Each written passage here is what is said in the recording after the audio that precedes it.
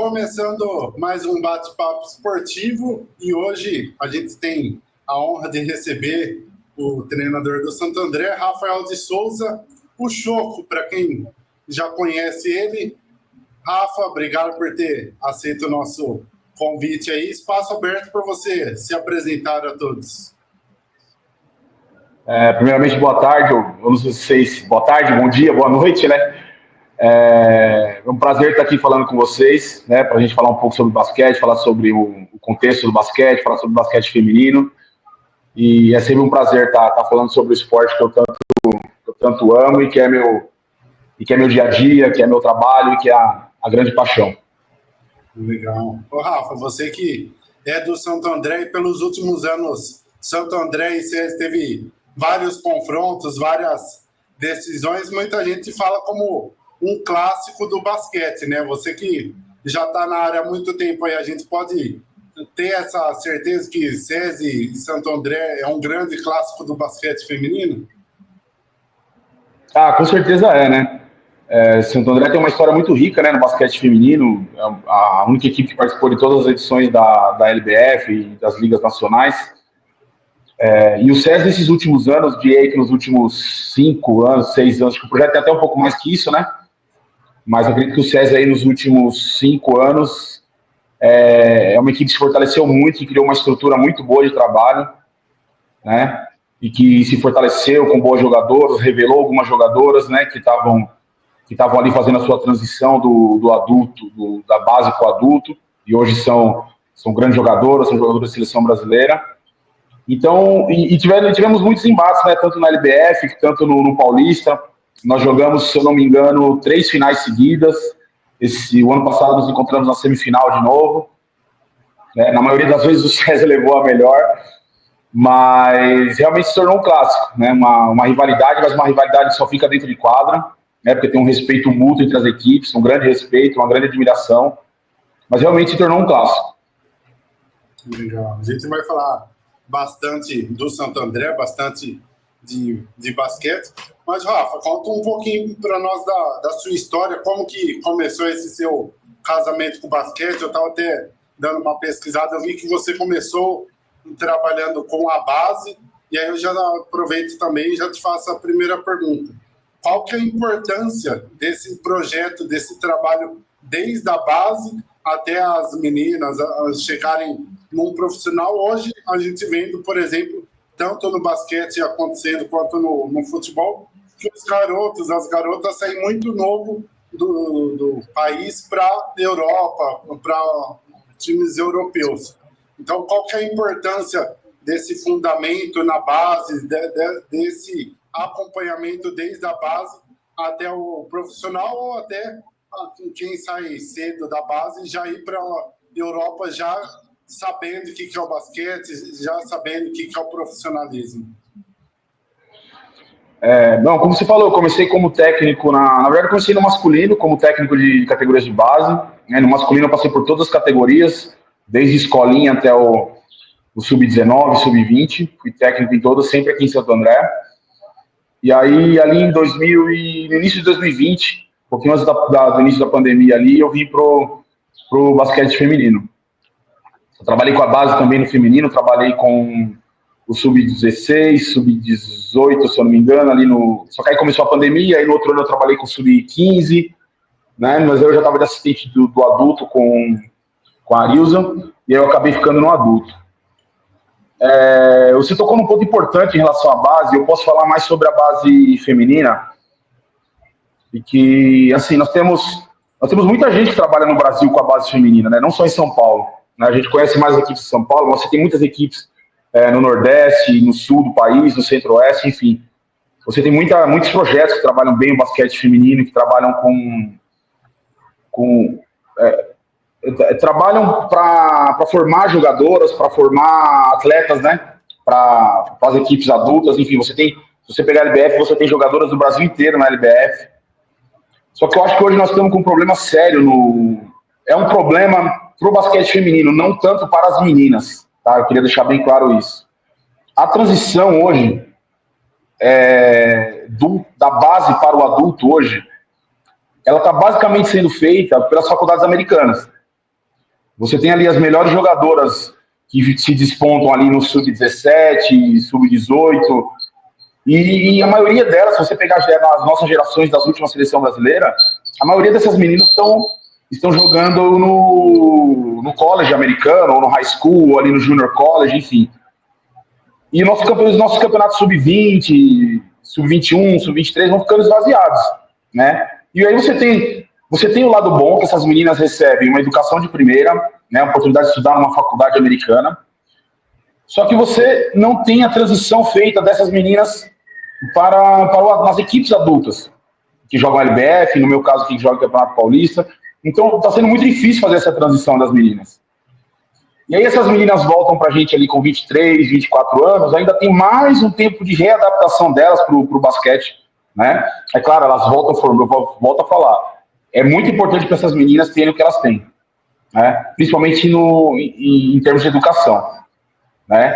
Mas para o nosso basquete feminino é um complicador, porque a gente não consegue alçar essas meninas nessas idades ali de 19, 20 anos, já nas equipes adultas, para fazer essa transição melhor. Então, é uma balança que está difícil de equilibrar para a gente, né? Você tem poucas equipes jogando, eu posso falar aqui pelo Campeonato Paulista, você tem poucas equipes jogando, esse ano acho que tiveram 8 equipes jogando o sub-20, o sub-18, mas era um campeonato para ter 20 equipes, para ter 22 equipes, enfim. Sim. Então você tem um déficit grande nessa fase das categorias de base. Ô, Rafa, e ainda falando dessa questão, dessa migração da base para a Europa, que tem acontecido muito, como que você vê essa questão? É a proposta que acaba envolvendo a família junto, que acaba sendo vantajoso para o atleta? Muitas vezes é algum empresário tentando forçar essa ida para a Europa. Como que funciona essa questão no basquete? Cara, a Europa, nós temos alguns entraves em relação a atletas brasileiros para a Europa. A maioria são entre os Estados Unidos. Por que eu falo da Europa? Nos grandes campeonatos europeus, por exemplo, existe um limite de extracomunitários, né? Então, só quem tem realmente o passaporte europeu que tem uma entrada mais facilitada nos grandes mercados, né? Você tem ali algumas atletas já adultas indo ali para mercados como os Balcãs, Portugal. Você tem poucas meninas jogando em ligas mais importantes na Europa. Nas categorias de base, eu confesso para você que pouquíssimas meninas vão para a Europa, né? A gente pode contar no dedo hoje quantas meninas aqui das categorias de base a partir do sub-15, sub-16 estão indo para a Europa. No masculino eu sei que acontece mais. No masculino eu sei que tem um número maior de atletas indo para lá. Cara, mas assim, é uma realidade diferente do futebol, né? Porque o futebol envolve umas cifras muito absurdas, né? Às vezes você vê um garoto de 16 anos, 17 anos sendo vendido por milhões de euros, né? Então, no basquete não acontece isso. No basquete, a garota que vai para a Europa, ele está buscando ainda alguma coisa. No futebol o garoto já vai com um certo status, né? No basquete é um pouco diferente. Então, mas eu acho que a maioria do fluxo, pelo menos no basquete feminino, está sendo para os Estados Unidos, né? Porque os Estados Unidos oferecem uma coisa que para nós aqui é muito deficitário, que é a estrutura, tanto esportiva quanto educacional. Né? A gente fica muito, comparado com os Estados Unidos, a gente fica muito atrás nisso, muito atrás. Você não tem como falar para uma garota que recebe uma bolsa integral para estudar, para se formar e para jogar num college americano, numa divisão 1, enfim, você não tem como oferecer algo para a garota que convence ela a ficar. Na verdade, seria até egoísmo da parte de um técnico, por exemplo, falar para a garota, não vai porque aqui vai ser melhor para você. Você não está sendo honesto com ela, né? Sim. Então, mas eu acho que nós temos que, na verdade, criar situações para que essas garotas fiquem aqui, né? Para que a transição seja feita da base para o adulto com toda a estrutura necessária que essas atletas precisam, né? Com a parte educacional, com a parte esportiva, com a parte física também, que é muito importante para mim. Então, eu acho que passa por muitos aspectos, não só no aspecto esportivo, passa muito também pelo aspecto educacional e estrutural. Legal. E você comentou também essa questão que você já veio do basquete do masculino, né? Tem muita diferença ser treinador do masculino para ser treinador do feminino?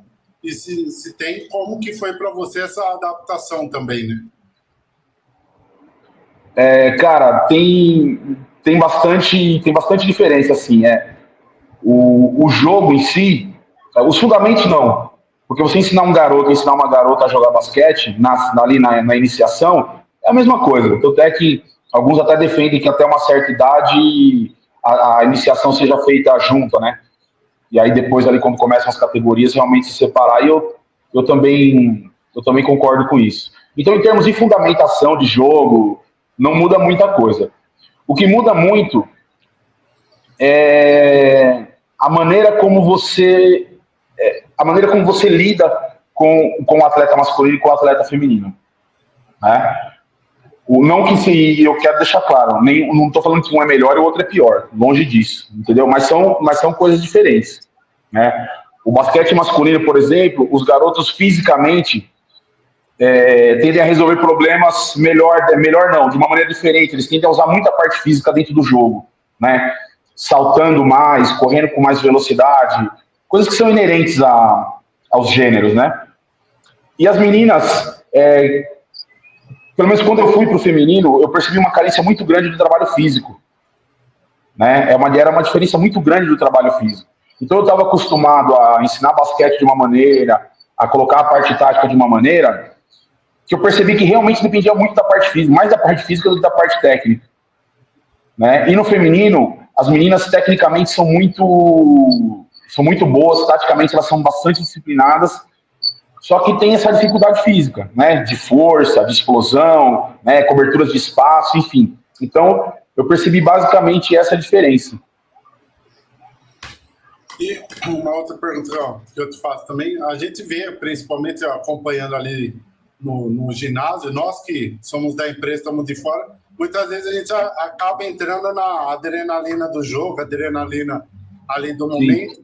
Como que é para você, como treinador, que acaba entrando nessa adrenalina muito mais que nós que estamos ali só para acompanhar e fazer as entrevistas depois, manter o controle, manter o time com a cabeça focada no jogo? Cara, é uma arte que eu ainda estou descobrindo, não vou te enganar, não. Às vezes o técnico se excede, eu sou um técnico que, assim, eu tenho uma entonação, um tom de voz alto, né, gesticulo muito para falar, tenho até que me policiar com isso, os árbitros falam comigo, algumas pessoas que estão de fora falam comigo, mas, cara, eu sei que o técnico tem que ser o primeiro a conseguir ter esse controle, principalmente em momentos decisivos, em momentos que o jogo está mais, né, tá mais pegado, que está na parte mais decisiva do jogo. Então, a gente tenta, né, trabalhar isso, tenta manter as atletas concentradas o maior tempo possível. Então, a maioria das broncas e das chamadas que a gente dá nas atletas, geralmente é por uma falta de concentração. Que é natural, né? Com o cansaço, com o estresse do jogo, esse nível de concentração acaba caindo um pouco. Mas a chamada, mas uma coisa que eu tenho comigo, eu acho muito importante, cara, é nunca faltar o respeito com o atleta, né? Você pode falar mais duro com ela, você pode gritar, você pode chamar a atenção, né, de uma maneira mais dura, de uma maneira mais enérgica, mas nunca com falta de respeito, nunca ofendendo o atleta, né? Sempre chamando a atenção porque ela tem que executar naquele momento do jogo, porque é a função do técnico, né? Se o atleta não está executando da maneira que foi combinada, da maneira que foi treinada, é a função do técnico chamar o seu atleta para voltar para o jogo, para a concentração, chamar a atenção que tem que ser feito. Mas eu sempre falo isso. Duro, enérgico, mas sempre com respeito. Sempre com respeito. Eu, nessa minha trajetória, é uma coisa que eu me orgulho. Eu tenho uma relação muito boa com as minhas atletas, né? Nunca tivemos discussões que passaram o âmbito do jogo, né? Já tivemos algumas discussões um pouco mais fortes com atletas, mas nunca saíram do âmbito do jogo, né? Sempre busquei mostrar para elas qual o caminho, não a bronca pela bronca, mas sempre mostrar o caminho. Pô, você está errando isso, é para fazer isso, o combinado era aquilo, você não está fazendo. Então, é isso que eu penso, né? Dureza nas cobranças, mas com respeito e com educação, né, para a gente conseguir manter uma boa relação também. E como que é para você, treinador, também, quando você já está acostumado ali jogar com aquele quinteto inicial que você sempre usa, e aí num determinado jogo você muda uma ou duas peças ali do quinteto inicial, e aí já começa a torcida a falar, né? Por que fulana está no banco? Por que fulano está no banco?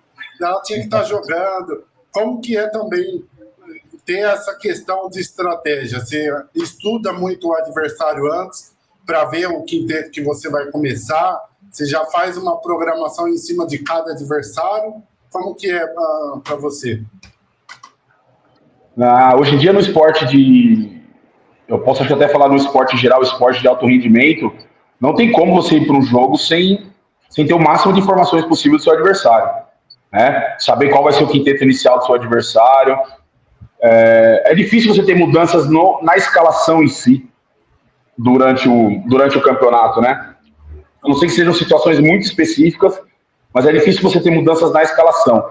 No tempo de jogo, sim. Às vezes você precisa deixar mais uma atleta na quadra, menos a outra, mas é impossível você ir para um jogo hoje sem você estudar o adversário, né? E no basquete isso é muito enraizado, é uma cultura do basquete. Você ir para o jogo, você já sabe todas as jogadas do seu adversário, pelo menos aquelas que a maioria que ele vem usando, o sistema de jogo, o sistema defensivo, em que momento ele vai fazer as rotações, né, em quais minutos do jogo tal atleta vai entrar, tal atleta vai sair. Você já tem que ir para o jogo com todas essas informações. Se você chega numa partida de alto rendimento hoje sem essas informações, você já está perdendo o jogo. Você já saiu perdendo, né? Então, cara, lidar com essa parte porque assim, atleta sempre quer jogar, né, meu? Quando é alguém de fora falando, pô, por que a fulana não jogou? A fulana tem que jogar mais, não sei o quê, meio que entra por um ouvido e sai pelo outro. Você que está a sua comissão técnica que está no dia a dia ali, sabe, né? Mas o mais difícil é o questionamento das atletas. Elas entenderem o tempo de quadra delas, cada uma entender qual a sua função dentro da equipe. Eu acho isso muito importante. E quando você, como técnico, não deixa isso claro, né? Todo atleta acha que tem a mesma função dentro da equipe. E não é assim que funciona numa equipe coletiva, né? Cada atleta tem a sua função, tem que ter a sua função determinada e conversada para que ela cumpra aquela função dela. Em alguns momentos nós vamos precisar mais, em alguns momentos nós vamos precisar menos, né? O objetivo do técnico, da comissão técnica, é sempre ganhar o jogo. Então, as escolhas feitas pelo técnico são sempre visando a vitória e o melhor desempenho da equipe. A parte mais difícil é essa, é você colocar para o atleta qual exatamente a função dela, qual o papel dela, quantos minutos ela vai estar em quadra, qual que ela não vai estar, em que momento você tem que tirar ela porque não é o momento dela estar em quadra, ou seja por uma parte tática do adversário, ou seja por uma questão física, né, dos mismatches, enfim. Mas a parte de fora a gente ignora um pouco, mas o mais difícil é a parte interna. Legal. E ainda falando dessa questão de jogador, como que é para você quando você tem uma jogadora ali que pode desequilibrar a partida a qualquer momento, que é a sua grande jogadora ali do elenco, só que não está numa noite boa, num jogo bom, só que você sabe que a hora que cair a primeira bola, ela volta a ter aquele alto nível que ela tem. Como que você lida com essa situação? Porque no basquete a gente sabe que a jogadora entra e sai toda hora. Como que é para você lidar com essa situação e ao mesmo tempo passar confiança para atleta? Cara, essa pergunta é boa, porque você fica numa situação que às vezes você fica meio que numa corda bamba, porque às vezes você confia tanto naquela jogadora que ela vai resolver o problema, e você se vê numa situação que você está insistindo com ela, e às vezes aquele dia não é o dia dela, mas você fica naquela coisa, não, ela vai resolver, não, o Superman vai aparecer e vai salvar o planeta, e às vezes não é o dia dela, e às vezes ela não aparece, entendeu? E você podia ter dado, digamos assim, o bastão para outra jogadora, para outra atleta, né? No basquete isso fica muito claro.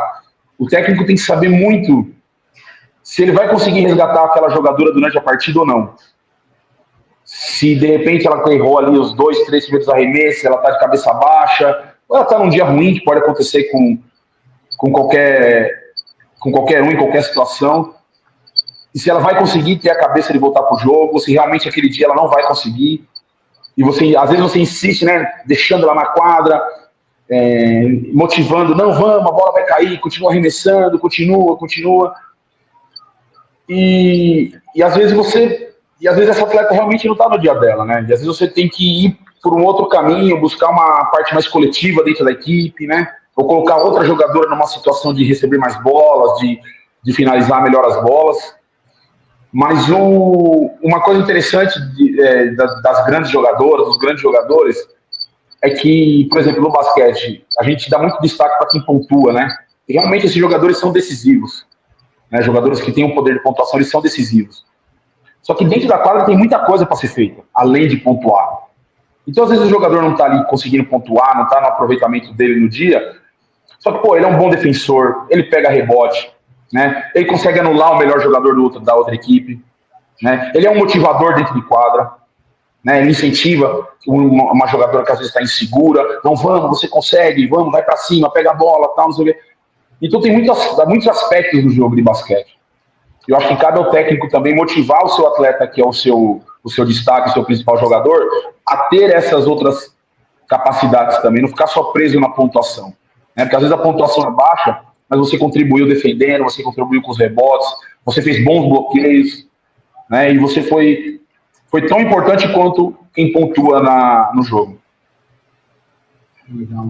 E tem o lado oposto também, né, Choco? Aquela jogadora que veio da base ali para compor o banco, que nem você comentou agora há pouco, que todo atleta quer jogar.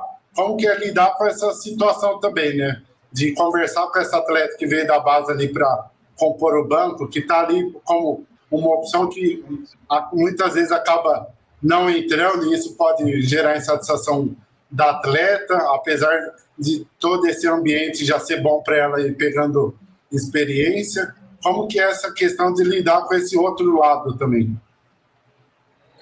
É um pouco delicado quando o atleta não entende aquilo que eu vou falar de novo sobre o papel dela na equipe, né? Você tem alguns talentos naturais que você joga ali no meio dos leões ali e ele se desenvolve sem problema nenhum, mas não é a regra. Essas aí são as exceções, né? Em via de regra, você tem que primeiro tomar cuidado com o tempo de jogo dessa jogadora, né? Ela tem que se desenvolver bem nos treinamentos, ela tem que estar segura nos treinamentos, né? E quando você colocar ela na partida, você tentar colocar essa atleta em situações que ela, entre aspas, possa errar, né? No início, você coloca ela em situações que ela possa errar e não comprometer, por exemplo, o resultado da equipe. No início, eu pelo menos prefiro trabalhar assim. E essa jogadora vai ganhando minutos, ela vai ganhando confiança, ela já acha que entrar num jogo de adulto, num jogo profissional, já não é um bicho de 7 cabeças, então a percepção dela do jogo já muda, né? Nós temos uma menina aqui em Santo André, a Marcela, que a Marcela treina no adulto, acho que desde os 15 anos. Eu fui técnico dela, acho que no sub-15, sub-16, né? E uma menina super talentosa, super, super dedicada, né?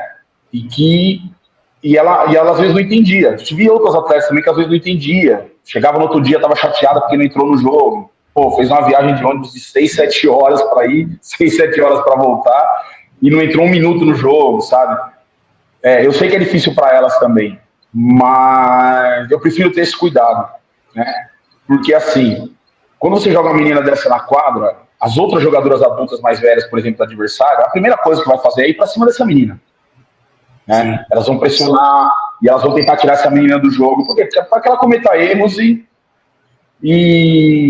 comprometa o resultado da equipe. Então, você tem que ter esse cuidado com a menina, e a menina tem que entender também como que é feita essa transição. No primeiro ano ali, joga um pouquinho mais, se dedica nos treinos, né? Aí, quando você já tiver à vontade no jogo de adulto, você começa a entrar na rotação, né? Em alguns momentos da rotação, ali 10 minutos, 12 minutos, às vezes 15 minutos. E aí, aos poucos, vai ganhando essa confiança, né? Eu acho que nós fizemos, vou citar a Marcela de novo, eu acho que nós fizemos um trabalho excelente com a Marcela, nós que eu falo da nossa comissão técnica aqui em Santo André, porque é uma menina que sempre tem muito potencial. No começo era um pouco insegura, né? Depois começou a entrar nos jogos, esses momentos de insegurança dela melhoraram, né? Teve um ou outro, mas já eram mais espaçados, ela já conseguia ficar mais tempo na quadra. No playoff da LBF, por exemplo, ano passado, eu tive uma situação nas quartas de final já, lá em Campinas, por exemplo, que a gente jogou contra Campinas no ano passado, que a minha armadora titular não estava apta para o jogo, nem iniciou, a armadora reserva quebrou a mão no segundo quarto, a terceira armadora era a Marcela, vai. Só que se a gente não tivesse feito esse trabalho anterior com ela, de ter dado confiança para ela aos poucos, eu ia ter que jogar ela numa situação terrível quando acontecesse. E graças a Deus ela estava pronta para enfrentar essa situação lá em Campinas.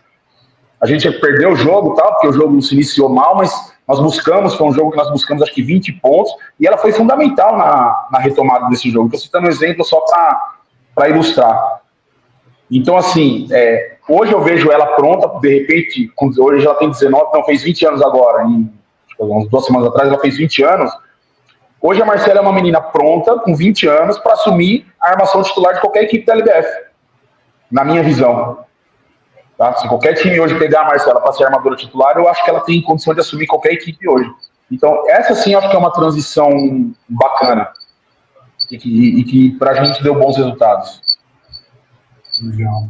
E focando nessa questão ainda da base, você que já trabalhou na base, como é para você quando vê um talento que nem, por exemplo, a Marcela, e você vê esse talento ser lapidado, crescer, se amadurecer e ver se tornar uma grande jogadora, ir para fora? Como que é para um treinador que ajudou a revelar, ajudou a lapidar essa jogadora lá atrás, ver esse desenvolvimento e esse crescimento da jogadora?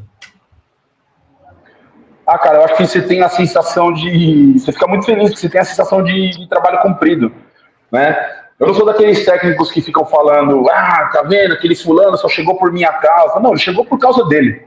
O dela, né, no caso.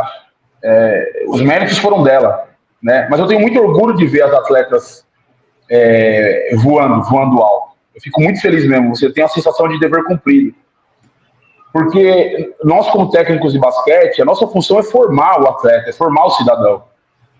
Né? Ficar batendo no... Eu acho muito feio essa coisa de ficar falando, não, eu que formei fulano, eu que formei ciclano. Não, eu só contribuí na formação dele e que era a minha função.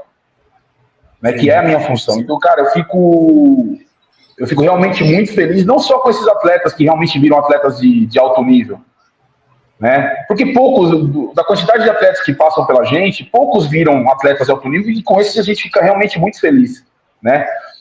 Só que a gente fica muito feliz também, eu sempre falo isso, que a maior alegria da minha profissão, cara, é ver as pessoas que passaram por mim e se tornaram pessoas de bem, bons profissionais, né? Pessoas de boa índole.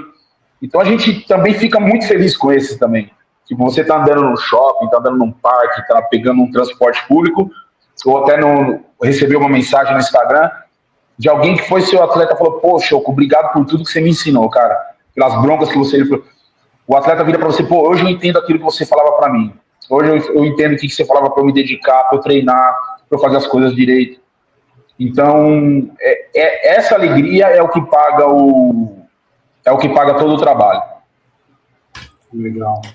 Poxa, que você que nem comentou dessa questão de viagem, a gente sabe que os ginásios também, cada ginásio tem a sua arquitetura. O ginásio do SESI, por exemplo, a torcida ficava ali meio que colada com o banco de reserva de vocês, hoje que mudou ali pro outro lado. Qual que é o ginásio mais chato de vocês jogarem contra, justamente por conta desse ambiente, da torcida ficar ali próxima? Qual que é o ginásio mais chato, assim, entre aspas, de jogar fora? Cara, essa pergunta é boa, cara. Na LBF, eu vou te falar que o SESI é um ginásio difícil de jogar. E no Gigantão vocês jogaram também, né? Oi? No Gigantão jogamos também. No Gigantão também, mas o Gigantão a torcida fica um pouco mais longe, né? Sim. Fica um pouco mais espaçado e também é um ginásio maior. Tá? O SESI, por ser um ginásio um pouquinho mais apertado, a torcida ficar bem perto, ele cria uma pressão maior na gente, né? E o SESI no Gigantão também, Mas nós tivemos bons jogos no Ginantão, graças a Deus. A lembrança é boa. E vou te falar que no Maranhão também, cara. No Maranhão, na verdade, cara, é um prazer jogar lá, cara. Porque a torcida, a minha preparadora física até comenta isso com a gente. Nós estamos juntos há 4 LBFs, né? E sempre fomos jogar lá no Maranhão, já jogamos playoff lá. O ginásio sempre lotado. Só que nunca houve falta de respeito com o adversário, cara. Nunca houve, né? Você vê eles torcendo, você vê eles xingando o árbitro, você vê eles tentando tirar a concentração das jogadoras, tirar a concentração da comissão técnica. Isso tudo na hora que a bola tá rolando é válido, perfeitamente. Só que nunca houve falta de respeito, nunca houve xingamentos, as pessoas nunca xingaram você diretamente, tá? Então, cara, eu acho isso muito bacana mesmo. Você tem uma torcida inflamada, uma torcida que grita, mas uma torcida que respeita o adversário. Acabou o jogo e todo mundo segue seu caminho sem problema. Mas acredito que o SESI e o Maranhão na LBF são ginásios mais... vou citar mais um também, cara. A Sodier lá no Rio de Janeiro. Porque também é muito próximo também. A torcida carioca é muito tiradora de sarro. Os caras tiram muito sarro. Os caras não podem achar nada seu que os caras tiram sarro. Você não pode dar um grito errado, você não pode falar nada errado que os caras vão E eles criam um clima muito bacana de jogo lá. Eles criam um clima é um clima de guerra saudável, assim, sabe? Eles querem apoiar a equipe deles, eles querem que a equipe deles vença. Mas também, graças a Deus, nunca tivemos um problema lá. Sempre fomos tratados muito bem pelo pessoal da Liga Super Basquete, o Rafael Zaremba, o Marquinhos, todo mundo. Sempre tratou a gente muito bem lá. Mas é um ginásio difícil de jogar também. E pelo calor também, né? O calor também... Esses 3 lugares têm um calor em comum. Araraquara, o São Luís do Maranhão e lá em Mesquita. Muito bom. Morada do Sol não poderia ser diferente, né? Eu sempre falo, né? Alguém me pergunta, o Araraquara é muito quente mesmo. Eu falei, cara, o apelido da cidade é a Morada do Sol, o que você acha? Pior que é bem isso mesmo. Ô, Choco, eu já tive a felicidade de fazer bate-papos com grandes nomes do basquete, como o próprio Pipoca, por exemplo, que teve um auge gigantesco aqui na Uniara, e até no bate-papo com ele, fiz bate-papo com os outros jogadores da Uniara, eles sempre falavam que Uniara e Coque, para uma ideia de comparação, era a mesma coisa que, por exemplo, Corinthians e Palmeiras no futebol. Como você considera a rivalidade SESI e Santo André? A gente pode falar também como se fosse um Corinthians e Palmeiras, só que no feminino? Eu acho que dá para comparar, sim. Dá sim. Eu assisti muitos jogos desse embate aí de Coque e Ribeirão contra a Uniara. Mas eu acho que dá para comparar, sim, cara. Foi criando uma rivalidade, né? Quando... até a semana de preparação para esse jogo, as meninas ficam diferentes. Você vê até o semblante muda um pouco delas.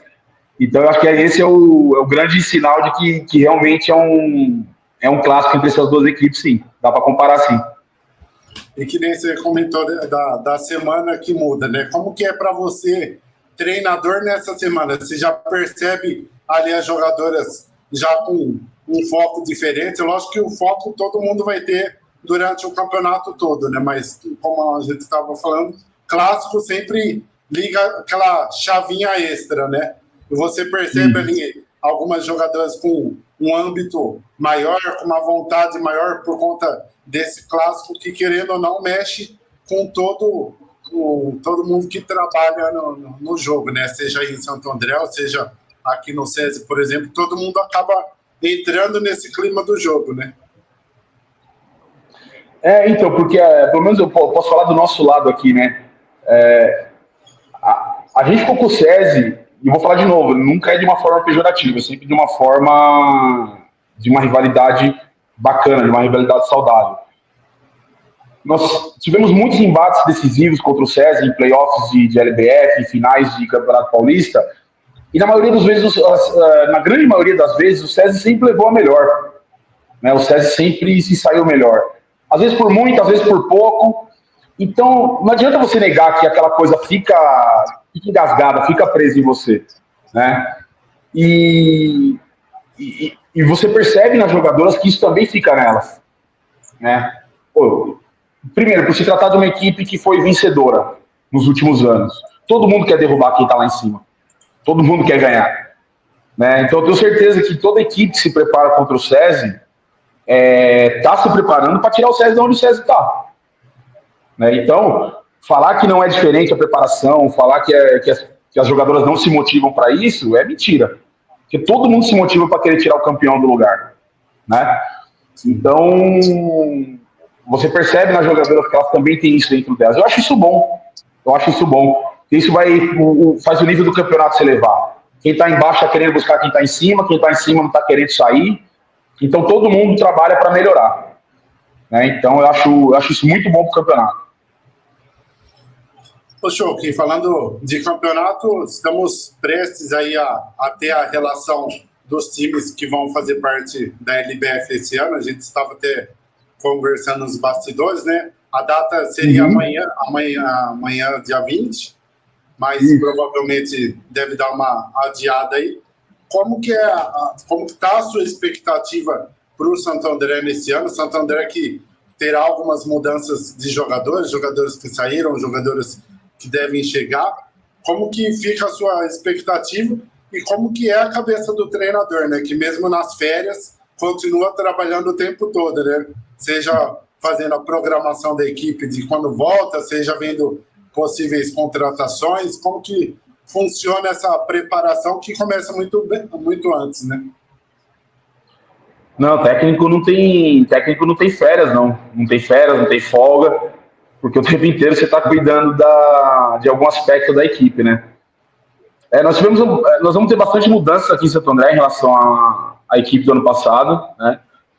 Ali a nossa equipe titular, toda a nossa equipe titular, na verdade, mais uma outra. Nós perdemos, acho que ao total, 7 jogadoras, se eu não me engano, né, do elenco que a gente tinha 10. Porque basicamente receberam propostas que a gente não conseguiria cobrir. Né? Então, a gente se viu forçado a mudar bastante o elenco. Né? Nós estamos trabalhando ainda em cima dos nomes. Vai ser uma equipe nova, vai ser um desafio novo. Né? Você vai ter que praticamente começar do zero o trabalho, porque quando você traz jogadoras de lugares diferentes, até você conseguir encontrar o jeito certo de se jogar, né? As características das atletas, você demora um pouco, né, para conseguir engrenar. Nos últimos anos da LBF a gente teve uma vantagem, porque a gente manteve uma base muito boa, né? E aí você trocou uma ou outra peça ali, mas você já tinha uma base montada, então o trabalho já começava num certo estágio, né?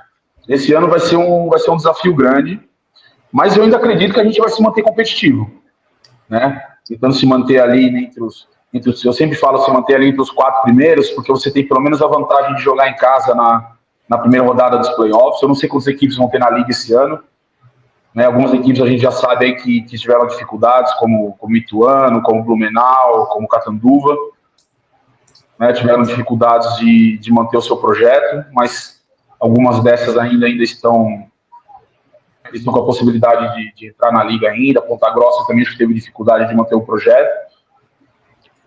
Mas aí a gente não sabe ainda quantas equipes vão ter, mas a nossa expectativa é se manter competitivo sempre, né? Porque o investimento da nossa prefeitura e o histórico do basquete feminino aqui em Santo André não permite que a gente pense menos que isso, em ser competitivo e estar sempre brigando lá em cima.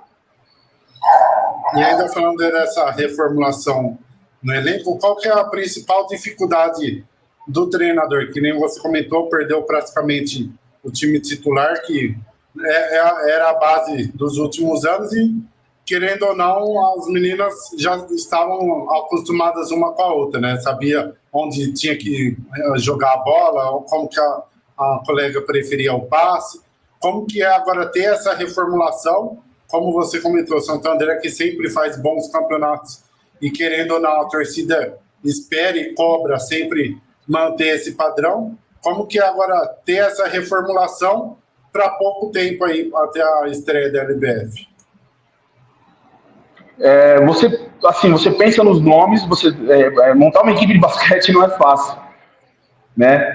Quando você tem muito dinheiro, você vai atrás das melhores, mas você tem que pensar também no encaixe dessas melhores. E quando você tem pouco dinheiro, você precisa ser um pouco criativo também, né? Então, a montagem de uma equipe de alto rendimento, ela nunca é fácil.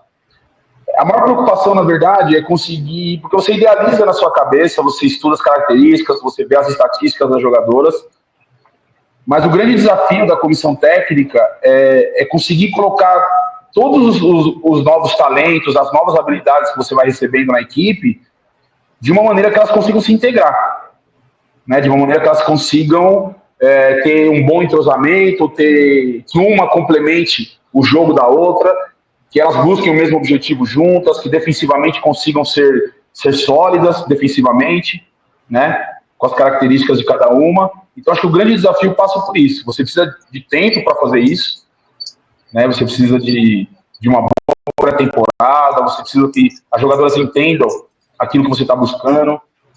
Então, você vai atrás de uma atleta, por exemplo, para fechar com ela um contrato, você acerta os valores, mas é muito importante conversar sobre as funções que ela pode exercer na equipe. Quais as funções que você como técnico pensa para ela e quais são as ambições dela também como atleta, né? Não adianta também eu trazer uma jogadora para jogar numa determinada posição que eu acho que ela vai render mais, sendo que ela quer jogar em outra. As coisas não vão dar certo. Né? Então, acho que essa conversa tem que ser muito bem acertada, até mesmo antes da contratação, que eu acho que já é um pontapé inicial bom para que as coisas se entendam bem dentro de quadra. Legal. Ô, Choco, e qual que é o seu grande sonho no basquete profissional? Você almeja chegar numa seleção? Você pensa futuramente voltar, por exemplo, para o masculino? Qual que é o seu sonho profissional hoje? Cara, meu sonho... eu vou sempre por etapas, né? O meu grande sonho profissional hoje ainda é ser campeão da LBF, né? E também conseguir chegar em alguma seleção brasileira. Acho que todo profissional que trabalha no alto rendimento, ele tem que ter essa ambição, esse sonho. Eu sempre sonhei muito, desde a época de jogador, mas eu fui um jogador bem mediano, mas bem mediano mesmo, mediano baixo. Né? Então, eu sempre tive esse sonho, cara, de vestir a seleção brasileira, de representar a seleção brasileira em algum lugar do mundo. Né? Então, esses são os meus sonhos, e acho que são sonhos possíveis. Né? A gente acorda todo dia, vai trabalhar com muita determinação, com muita fé de que as coisas vão dar certo para tentar atingir esses sonhos. Legal. Ô, Choco, e a gente sempre, aqui nos nossos estudos, é lógico que por conta da correria, quando vocês vêm para casa, geralmente vocês fazem aquele bate e volta, não daria tempo, mas Sim. Sempre que a gente traz algum convidado aqui para fazer um bate-papo conosco no nosso estudo, a gente sempre dá um presente de lembrança para o convidado.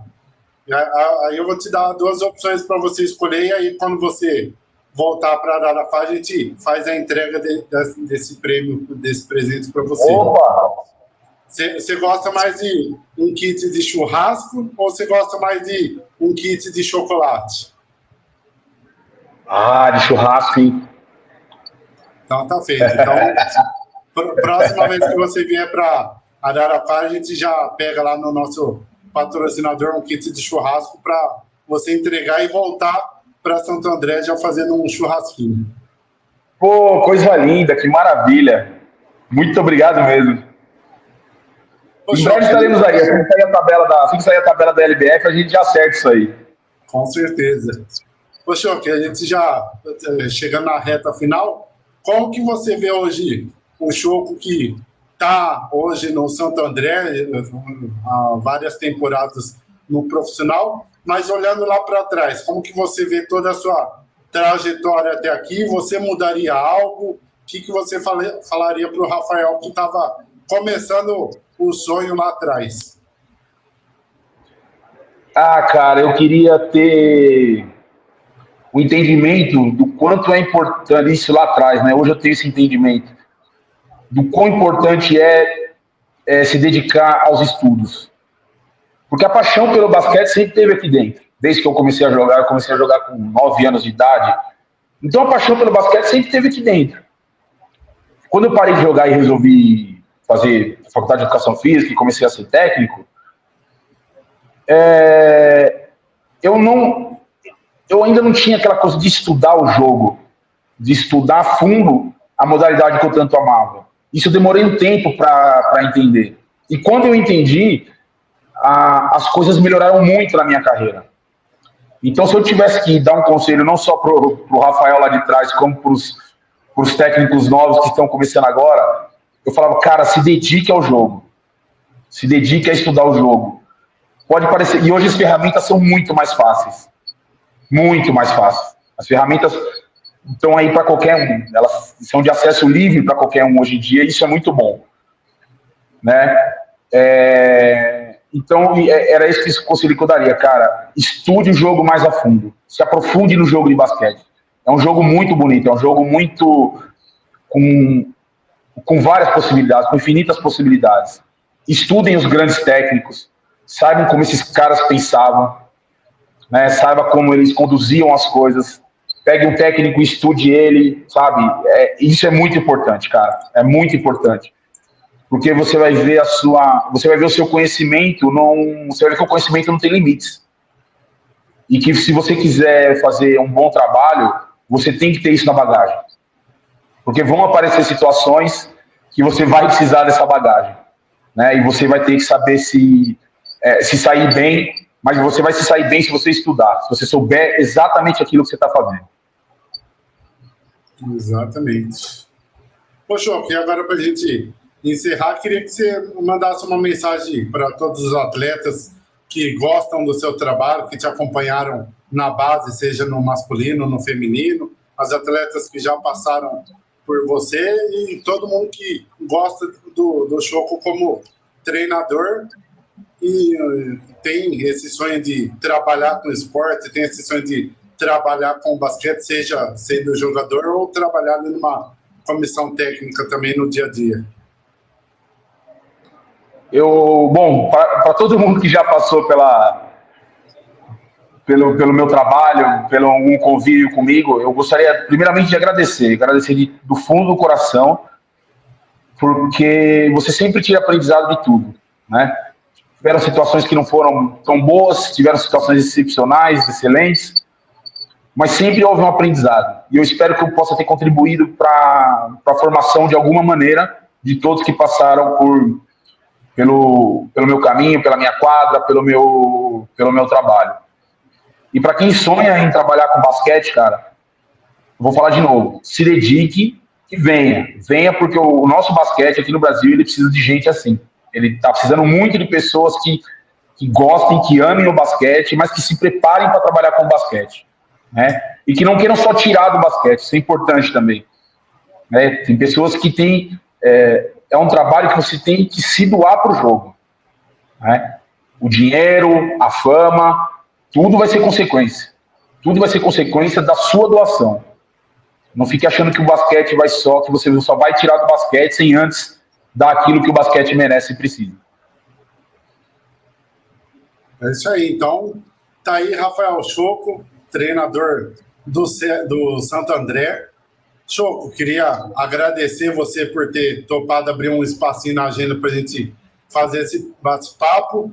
Quando você retornar para Araraquara para os Jogos contra você, a gente faz a entrega do seu presente e já faz mais um bate-papo pessoalmente aí. Maravilha. Eu que agradeço vocês pelo espaço que vocês dão, pela divulgação que vocês dão para o basquete feminino. O trabalho dessa mídia independente é muito importante para a gente, né, para que a gente tenha exposição, para que a gente fale do nosso trabalho, para que os nossos patrocinadores olhem e vejam que tem gente querendo mostrar o basquete feminino. Então, eu também agradeço muito a dedicação e o trabalho de vocês. Então tá aí, Rafael Choco, treinador do Santo André, e a gente fazendo essa entrevista, já entrando no clima de LBF, que assim que a LBF soltar a tabela, soltar os times, a gente informa vocês aqui. Muito obrigado a todos que participaram, a todos que assistiram. Compartilhem esse bate-papo para chegar mais longe e, quem sabe, empresas começarem a ajudar também o basquete feminino, que só vai engrandecer mais o basquete. E Choco, muito obrigado, e a gente se vê em Araraquara quando você vier para cá. Valeu, gente, um abraço, a gente se vê.